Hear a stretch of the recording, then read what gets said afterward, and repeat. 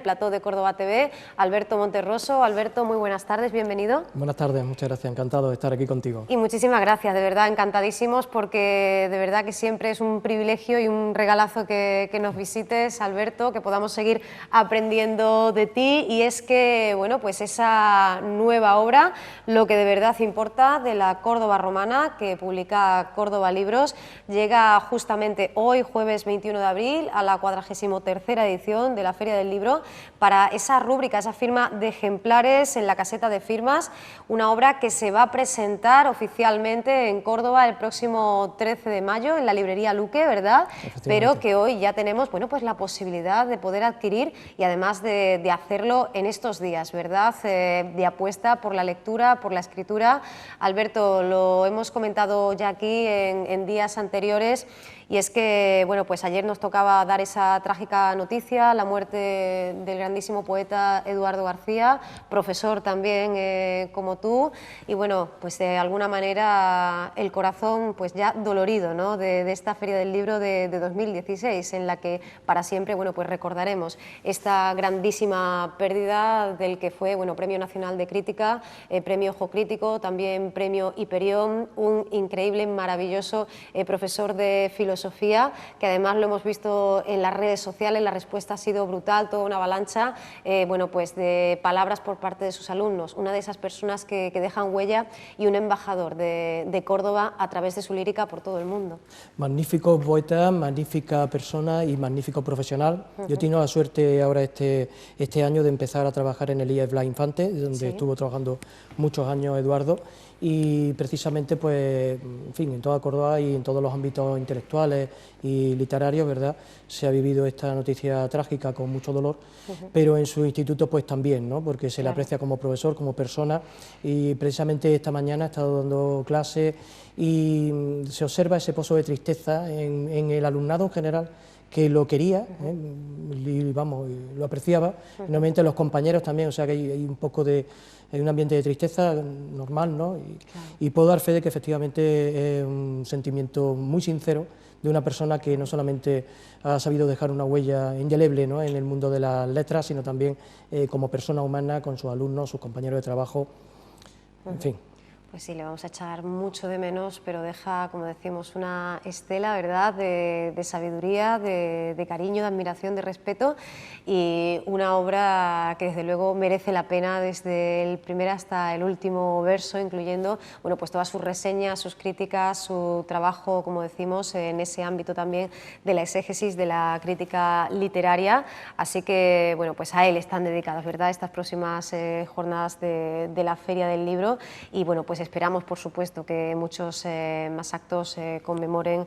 bueno, pues todo su recuerdo y su grandísima aportación a la literatura universal. Nosotros, como decimos, hoy nos encontramos ante una nueva jornada de la Feria del Libro, plagada de presentaciones, de firmas, una de ellas la de esta nueva obra tuya, Alberto. Ya en 2015 llegabas a la edición anterior de la Feria del Libro con esa decena de grandes mujeres en la vida de Séneca, desde Elvia hasta Valeria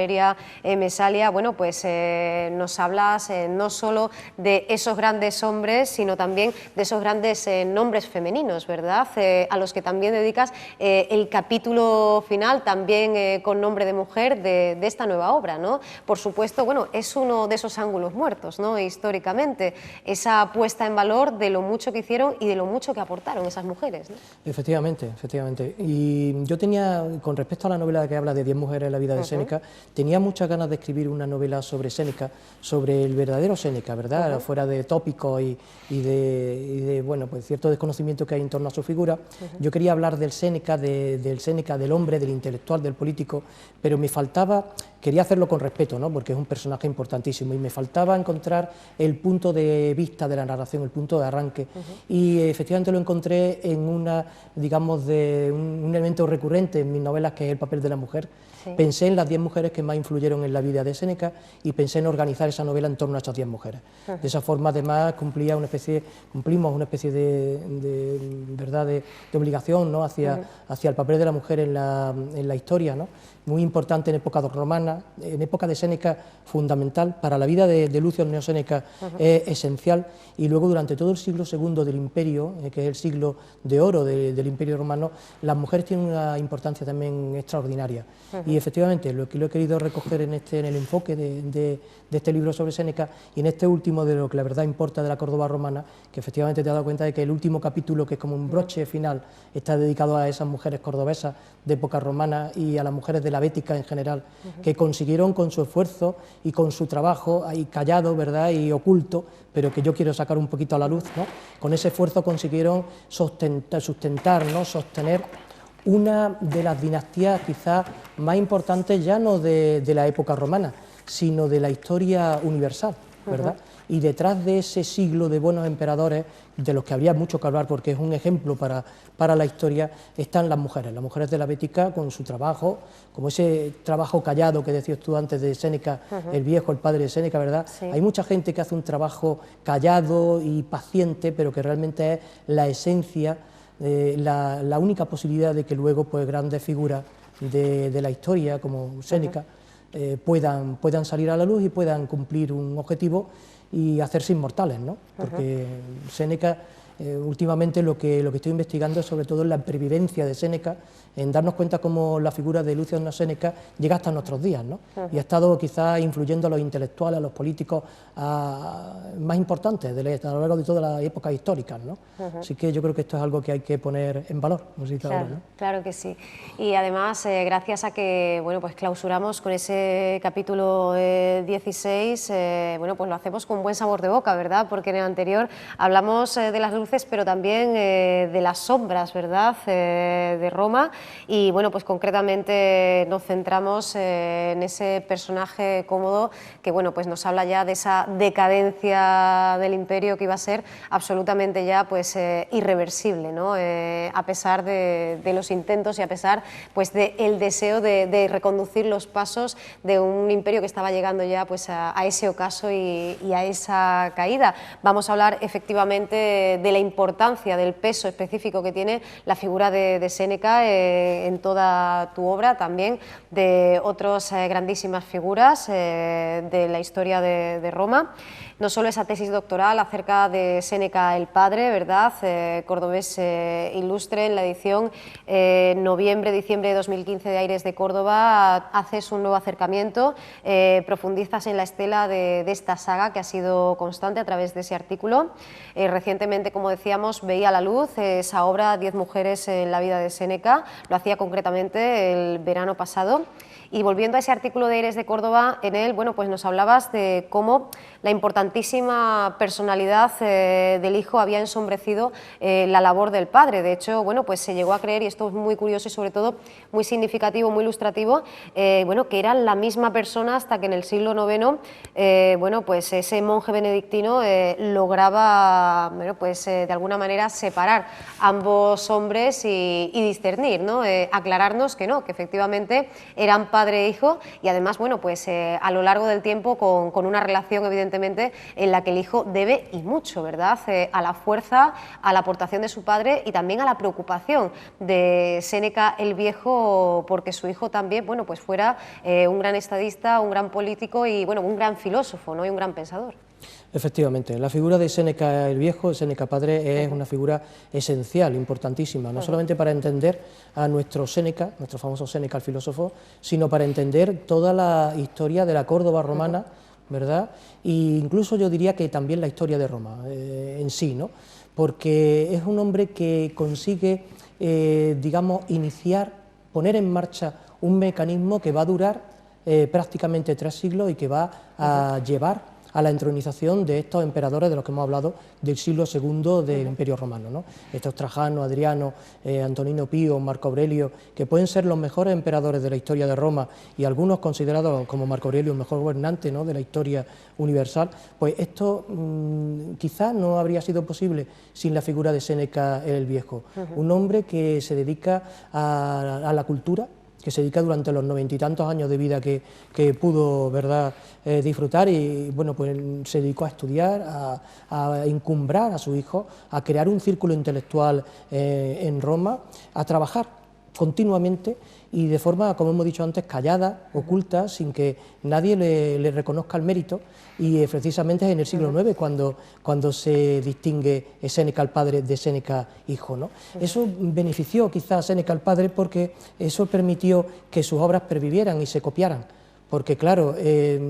con el prestigio de creer que esas obras eran de Séneca, del famoso Séneca el filósofo, pues entonces esas obras se copiaban para que se transmitieran, ¿no? Sí. Y gracias a eso quizás tenemos la única obra que se nos ha conservado del padre de Séneca, que es Controversias Isoasorias. Es una obra sobre retórica, pero además es que en su estilo tan cercano, porque da gusto leer a Séneca el padre, lo que hace es plantear todo tipo de cuestiones, no solamente estilísticas, sino de cuestiones de tipo político, social. Es una cantera insustituible para entender el siglo I, el siglo I antes de Cristo, porque resulta que justo Séneca el padre está en el momento en que acaba la República Romana y comienza el Imperio. Él ha vivido los últimos años de la República y vive el Imperio con Octavio Augusto, y por supuesto ha vivido las guerras civiles, los triunviratos. Claro. Es un testigo insustituible de la historia de Roma, y además de eso, pues él escribió una historia de Roma que se ha perdido, tendría que ser interesantísima, y él es el que pone, digamos, a sus hijos, sobre todo a Séneca, el filósofo, los pone en el camino del éxito. De hecho, 10 o 12 años después de la muerte de Séneca padre, la familia de los Arneos, los años 50 del primer siglo de nuestra era, es la familia más importante del Imperio Romano. Por eso Séneca llega a ser el tutor de Nerón, el preceptor de Nerón, e incluso su ministro, y yo diría que su gobernante en la sombra, ¿no? Durante la minoría de edad sabemos que hemos comentado que Séneca llevó las riendas del imperio durante 8 años aproximadamente, ¿no? Y fueron realmente lo que le llaman el quinquenio de oro, el dorado, el áureo, es decir, los 5 o 6 mejores primeros años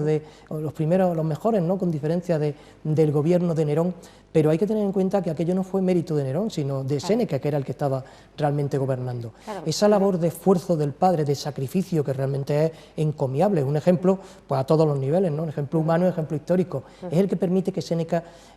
acceda al poder y que Séneca se convierta en el intelectual más importante de su época, y yo diría que de la historia universal, porque su influencia a lo largo de todos los siglos ha sido tremenda, ¿no? Yo creo que habría que investigar las relaciones entre Séneca padre e hijo, porque el hijo le debe muchísimo al padre. Yo he tenido ocasión de leer, para ahora hacer la tesis doctoral, con detalle la obra de Séneca el padre, y veo muchísimas sentencias del hijo, si no en el espíritu de la letra, pues por lo menos en el significado, ¿verdad?, que están tomadas del padre, incluso cuestiones estilísticas. La influencia es enorme, no se entendería la figura de nuestro universal Séneca sin la enorme influencia intelectual de su padre. Efectivamente, Séneca, que fue, bueno, pues la ética, ¿no?, del imperio, por parafrasear el título de ese último relato, de esa docena de relatos romanos, otra colección muy recomendable que nos ofrece Alberto Monterroso. Y lo curioso, Alberto, es que, bueno, pues no es que hoy día aún esté por reivindicar, como tú vienes haciendo, esa figura del padre de Séneca, sino que también el hijo, bueno, precisa de esa labor pedagógica que tú realizas y con la que abres, además, esta nueva obra, cuando dices contundentemente en el libro, a modo de preámbulo, Séneca no era el senequista de las tabernas cordobesas, lo escribes en mayúscula y con mayúscula y en negrita, ¿no? Hay una serie de frases lapidarias, sentencias, a partir de las cuales, bueno, pues estableces y enarbolas todo ese discurso, ¿verdad?, en el cual nos explicas que, bueno, es un cliché que ha terminado no solo afectando al propio personaje, sino también etiquetando y estereotipando la imagen del cordobés. Ya es tremendamente significativo, de nuevo nos parece una anécdota muy interesante de la que hemos hablado aquí en ocasiones anteriores, que su propio aspecto físico haya dado lugar a representaciones tan alejadas del que habría sido, bueno, pues el verdadero rostro del ilustre filósofo, ¿no? Hablábamos en su día de este busto bifronte de Sócrates y de Séneca, que precisamente, bueno, pues nos encontramos en la portada ese perfil de ese libro en el que hablas de las 10 mujeres, ¿no?, de la vida de Séneca. Sí, efectivamente, yo lo único, las portadas las hacen muy bien, ¿verdad? Me encantan siempre y bueno, nunca he querido, nunca me he atrevido a recomendar nada para una portada, pero sí quise pedir un favor especial y es que apareciera el verdadero rostro de Séneca en esa, entonces lo hago, vamos, a mí me gustó mucho porque de fondo pusieron las mujeres, ¿verdad? Y él en primer plano, entonces me ha gustado mucho esa portada, porque efectivamente, como tú bien dices, en este libro yo he querido hacer un libro sobre la Córdoba romana, sobre todos los temas que yo siempre trato, pero de una manera muy ágil, muy sencilla, muy asequible para cualquier lector, ¿verdad? Y entonces, claro, quiero ir, digamos, al grano, por eso el mismo título, lo que de verdad importa de la Córdoba romana, lo que quiere hacer referencia efectivamente qué es lo especial, qué es lo que verdaderamente hace especial la Córdoba romana con respecto a otras épocas históricas de nuestra ciudad, ¿verdad? Y quiero ser muy claro y además empiezo, como tú muy bien dices, así un poco ex abrupto, empiezo directamente pues con algunos tópicos, 2 o 3 tópicos que quiero derribar sin piedad, ¿no? Y bueno, uno de ellos efectivamente es que Séneca no es ese Séneca pasivo que hablamos de senequista, de verdad, esa imagen que tenemos, sino que ahí pues en prácticamente media página pues en refuto esa idea que es un tópico equivocado, ¿no? De la figura de Séneca, un hombre que luchó a brazo partido toda su vida, que como sabes fue condenado 3 veces a muerte, que bueno, como bien, porque hago una semblanza aquí también de personaje y cuando hablo de Séneca pues lo despacho a lo mejor en 3 páginas o en 5, como otros grandes emperadores como Marco Aurelio, ¿verdad? Me gusta hacer una especie de flash, una especie de imagen rápida, panorámica de lo que es el personaje, directa y sencilla. Y entonces en el caso de Séneca, pues efectivamente hablamos de eso, de que es un personaje que lucha, no es el senequista pasivo, ¿verdad?, indolente, resignado, se habla mucho de la resignación en Séneca, no es ese el concepto de la época, ¿verdad? Digamos que tenemos que revisar y profundizar. Y quiero hacerlo de forma muy clara, por ejemplo, cuando hablo de Séneca, pues comento que efectivamente lo tenía todo, que bueno, que podía haberse hecho la víctima, estaba enfermo, ¿verdad?, pero que no, que se dedicó a luchar, a trabajar, a esforzarse. Un hombre que podía haber, era de familia riquísima, no tenía que haber hecho tantos esfuerzos, pero hay algo que a él lo mueve y es esa ética insobornable, ¿no?, que siempre llevó a gala y que le llevó a la muerte, a una muerte realmente heroica, ¿no? Y bueno, es un hombre que lucha. Así que lo primero que quiero en estas primeras páginas, que hace como de preámbulo, es derribar esos falsos mitos, esos falsos tópicos, y por supuesto en la segunda página aparecen los 2 rostros de Séneca, el pseudo Séneca, el falso, y el verdadero, para que la gente inmediatamente vea pues digamos los errores, ¿no?, comunes sobre la figura de Séneca. Y luego ya comienzo de una forma, digamos, cronológica, desde la época prerromana, antes de que llegue Escipión y Claudio Marcelo y todo eso, y bueno, pues abarca prácticamente desde el siglo II a.C. al siglo II después de Cristo. Y es que, bueno, pues no solo se asocia a su figura frente a ese político de raza, ese grandísimo intelectual del que nos hablas, y debido a esas leyendas negras que parten seguramente de esa campaña de desprestigio ya iniciada en su propia época, se llegó, bueno, pues a dibujar a un hombre corrupto, de doble moral y nada más lejos, ¿verdad?, de la realidad a la luz de este análisis. Además de Séneca, efectivamente vamos a dar, bueno, pues un repaso, ¿verdad?, a todos esos grandísimos personajes. Hablábamos antes de las afirmaciones con mayúsculas en negrita. En la segunda de ellas, bueno, pues nos recuerdas que Séneca y Lucano no fueron los únicos intelectuales de la Córdoba romana, y es que, bueno, pues ya en la época del padre nos encontramos con esos nombres propios. Ya hemos hablado aquí, por ejemplo, de ese primer poeta conocido de la Hispania romana, de Sextilio Ena, no el único, ni muchísimo menos, pero ya nos está hablando de la importancia de estos intelectuales, de estos creadores, y de toda una tradición de grandísimos autores que también, bueno, pues explican y se enmarcan en la, bueno, pues la importancia y la aportación de personajes y de sagas como la saga Annea, ¿verdad? Hemos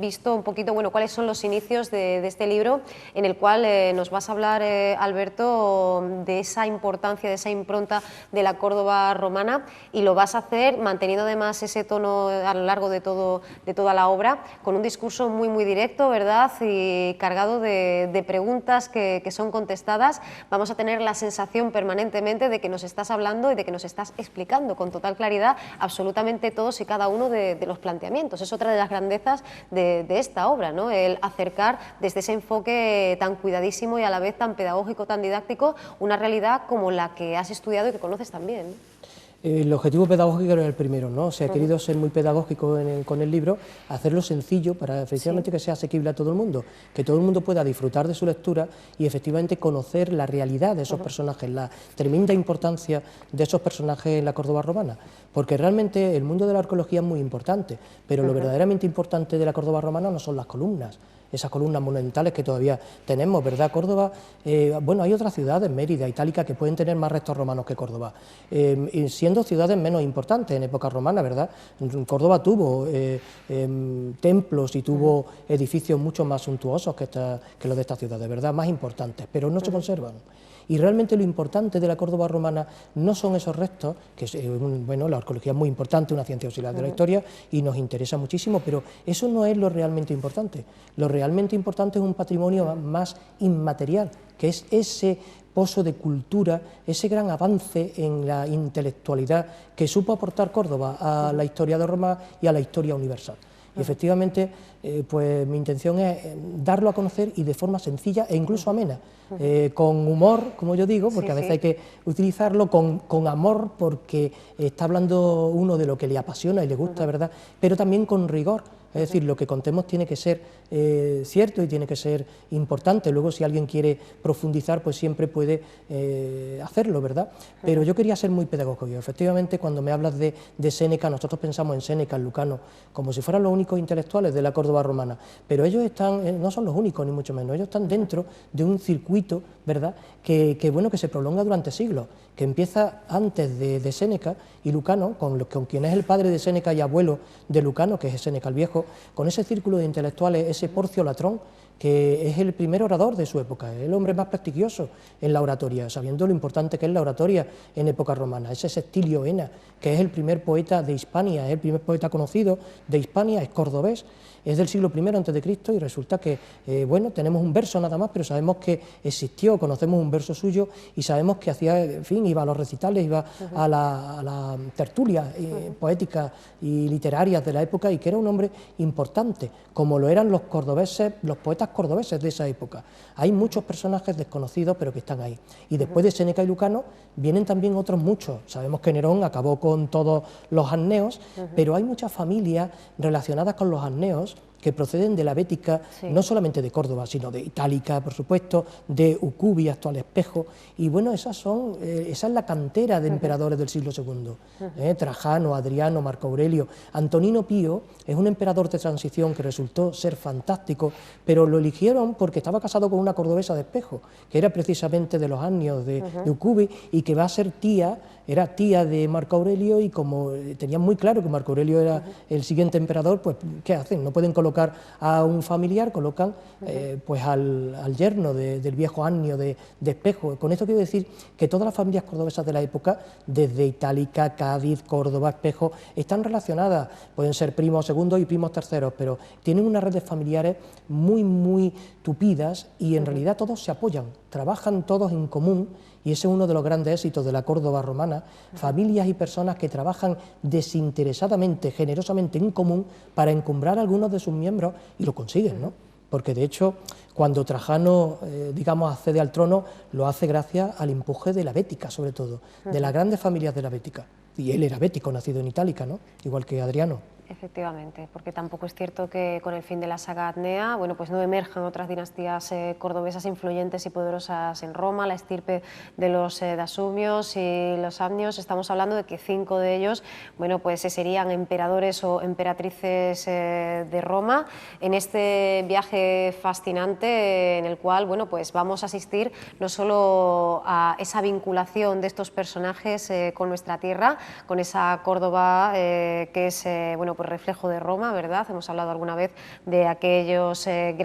gran exposición y de aquellos grandes eventos, sino que además, bueno, pues tenemos la oportunidad, bueno, pues de refrescar un poquito la memoria, de conocer todos esos episodios fundamentales en la historia de Roma, y podemos hablar de la batalla de Munda, pero también de otros muchos más desconocidos que tienen en Córdoba, ¿verdad?, su escenario y que deben a esta tierra, bueno, pues el resultado de los acontecimientos y su devenir.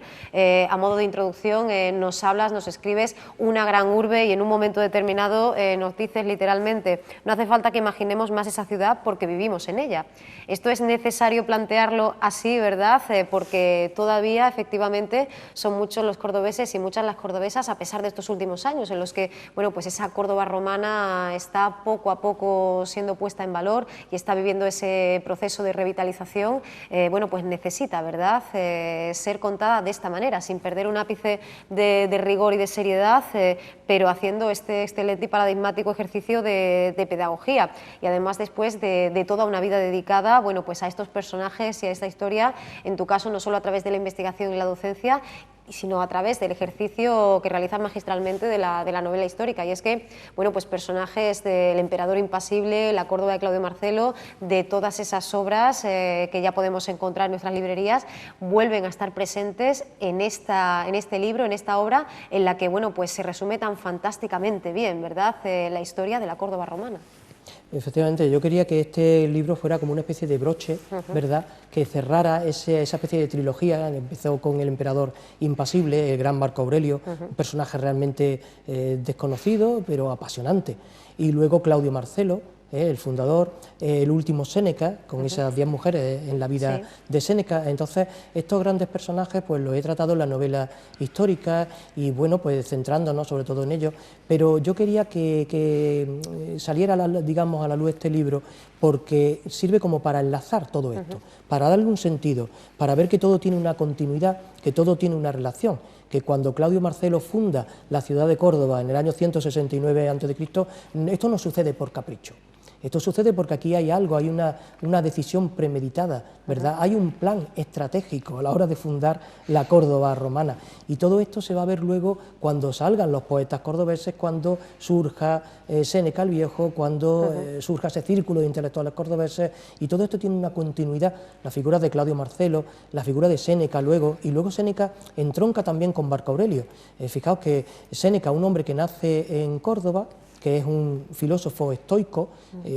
quizá el más importante del estoicismo romano. Marco Aurelio, un hombre que nace en Roma pero que proviene de familia cordobesa, con lo cual hay una relación con Séneca. Marco Aurelio es también emperador y es filósofo, es decir, es filósofo estoico. Marco Aurelio lee a Séneca, y no solamente desde el punto de vista de la filosofía, sino también de la política, porque el imperio del siglo II es un imperio en el que se intentan poner en práctica estas ideas políticas de Séneca, que él no pudo en época de Nerón, porque el tirano lo condenó a muerte, ¿verdad?, pero en el siglo II hay una renovación política y una serie de iniciativas que son realmente muy modernas, ¿no? Entonces hay que relacionar a Séneca con Marco Aurelio. Prácticamente son muy pocos los estudios que he visto, algún artículo muy suelto en que había una comparación entre los dos personajes simplemente por pertenecer al estoicismo, ¿verdad?, pero es que son dos personajes, no voy a decir dos vidas paralelas, pero dos personajes que hay que relacionar. Y entonces en este libro lo que pretendo es eso, ponerlo todo en común, todo en relación, para que se vea que efectivamente estos no son compartimentos estancos, sino que todo está relacionado, ¿no? Bueno, pues Córdoba, tierra de filósofos, políticos, oradores, poetas, que cambiarán Roma y cambiarán su imperio, y bueno, pues evidentemente madre del reino más poderoso, rico y culto de Europa y Occidente, que será Al-Ándalus, ¿verdad? También nos hablas de esa vinculación, de esa importancia, y bueno, de cómo recoge el testigo esa otra época gloriosa de nuestra tierra, y bueno, pues más que recomendable este libro, que hoy, bueno, pues tenemos la oportunidad de adquirir, lo que de verdad importa de la Córdoba romana. Hoy mismo, jueves, ¿verdad?, a las 7 de la tarde te vamos a encontrar en esa firma de libros, Alberto, y bueno, pues intentamos seguir todos tus pasos. Hace muy poquito te escuchábamos en el Museo Arqueológico, ¿verdad? Esperamos hacerlo de nuevo muy pronto, poder seguir aprendiendo y también hacerlo aquí, si te parece bien, cuando, bueno, pues cuando sea posible, ¿verdad?, por agenda, porque tenemos que estar aquí en directo, estamos entre las 12 y la 1, pero nos encantaría, Alberto, volver a hablar contigo y poder, bueno, pues caminar más detenidamente, bueno, pues a lo largo de por todos esos capítulos y todos esos personajes, esas 10 mujeres fundamentales tan importantes en la vida de Séneca, y también por esta historia que nos traslada lo que de verdad importa y lo que de verdad nos debe importar de la Córdoba romana. Para mí será siempre un placer venir siempre que sea posible y hablar de estos asuntos tan importantes para nuestra ciudad, ¿no? Bueno, pues te lo agradecemos muchísimo, Alberto, de verdad, muchísima suerte de corazón, que disfrutes mucho en esta tarde de hoy, en la Feria del Libro, y por supuesto que, bueno, pues que dentro de poco estemos hablando de nuevos proyectos y bueno, de nuevas obras a punto de publicar. Muchísimas gracias. Muchas gracias, Clara.